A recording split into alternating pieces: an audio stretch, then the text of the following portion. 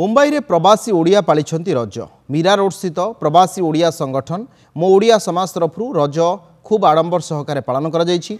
एही उत्सव रे अनेक प्रवासी ओडिया सामिल होइथिले। कार्यक्रम रे मुख्य अतिथि भाव में स्थानीय नगर सेविका तथा समाजसेवी नीला सोनम जोग देइथिले।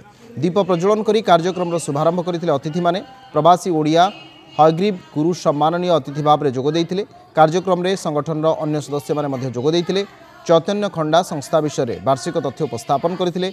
मुख्य अतिथि ओडिशार पारंपरिक काकरा पिठा खाइथिले। रज गीत सहित अन्यान्य ओडिया गीत गाई उत्सव को खूब धूमधाम पालन करथिले प्रवासी ओडिया माने।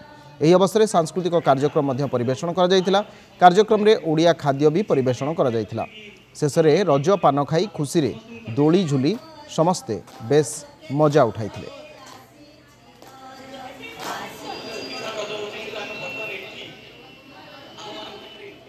प्राय मुंबई रे 3-4 वर्ष है समाज गठन कलुणु मीरा भाईंदर और प्रति वर्ष आम रज संक्रांति पाले रजर जहाँ कि उत्सव प्राय 100-150 फैमिली को लेकिन करूँ आम आउ जहाँ कि संक्रांति ब्लड कैंप आउ सरस्वती पूजा सोशल काम बहुत किसी आम संस्था तरफ हुए लोकंर सहयोग ओडिया समाज रे।